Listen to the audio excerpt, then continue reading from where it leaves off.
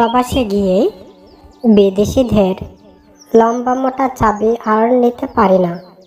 কিভাবে এই ঘটনাটি ঘটল, আমি কেন প্রবাসে গিয়েছিলাম, প্রবাসীরা কীভাবে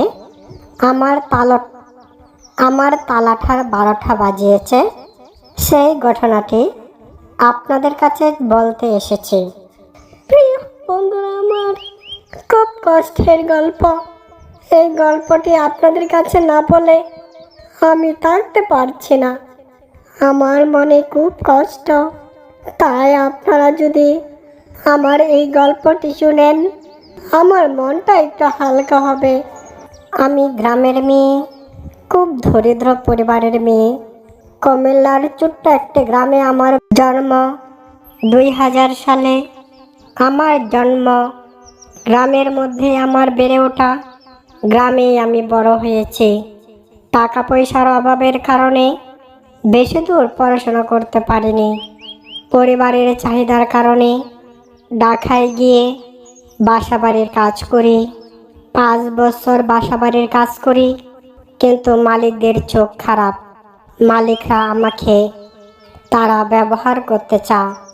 বড় লোকদের চোখের সমস্যা, তারা তাদের স্ত্রীদের সাথে পারে না।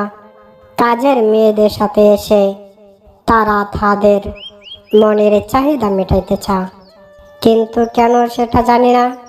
গরিবের উপর এত অত্যাচার, তাই বাধ্য হয়ে বাসাবাড়ির কাজ ছেড়ে গার্মেন্টসে চলে গেলাম।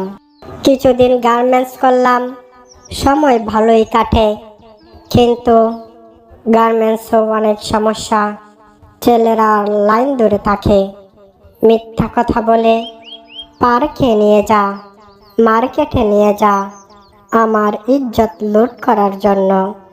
অনেক কষ্টে আমার ইজ্জত রক্ষা করতে পেরেছি, কিন্তু আমি চিন্তা করলাম, এভাবে কতদিন বেঁচে থাকব।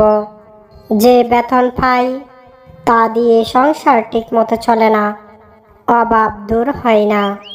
তাই মনে মনে চিন্তা করলাম, বিদেশে চলে যাব।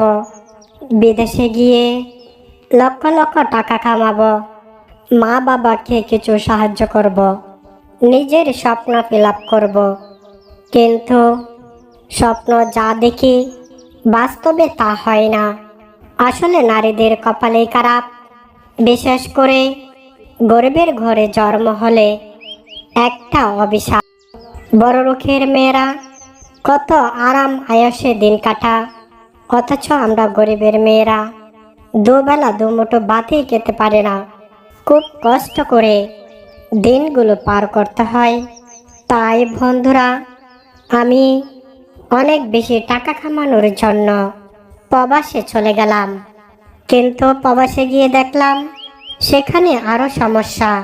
সেখানে নারীদের চাহিদা আছে ঠিকই, কিন্তু সেখানে নারীদেরকে অনেক বেশি যৌন চাহিদা মেটাইতে চায়। তারা নারীদেরকে দাসী বান্দীদের মতো মনে করে। বাংলাদেশি নারীদেরকে তারা মানুষই মনে করে না, যার প্রমাণ আমি নিজেই। আমাকে এত পরিমাণ শারীরিক ও মানসিক টর্চারিং করা হয়, যা পৃথিবীর কোনো নারীরাই সহ্য করতে পারবে না। কোটি কোটি টাকা দিয়েও এর পূরণ হবে না। তাই মা ও বোনেরা, টাকার লোভে প্রবাসে যাবেন না। ডাল ভাত খেয়ে বেঁচে থাকা অনেক ভালো। দেশের মধ্যে কাজ করবেন, কেননা আমরা মুসলিম, মুসলমানদের ইজ্জতের দাম আছে। তাই আপনাদেরকে এই কথাটি বলতে এসেছিলাম, যেন আপনারা কিছুটা হলেও সতর্ক হন। তো আমার গল্পটি ভালো লাগলে কমেন্টে 1 লিখে দিন, এবং আমার এই চ্যানেলটিকে সাবস্ক্রাইব করে পাশে থাকা বেল বাটনটি প্রেস করে দিন। দেখা হবে নতুন আরেকটি ভিডিওতে। সেই পর্যন্ত সকলকে ধন্যবাদ। আসসালামু আলাইকুম।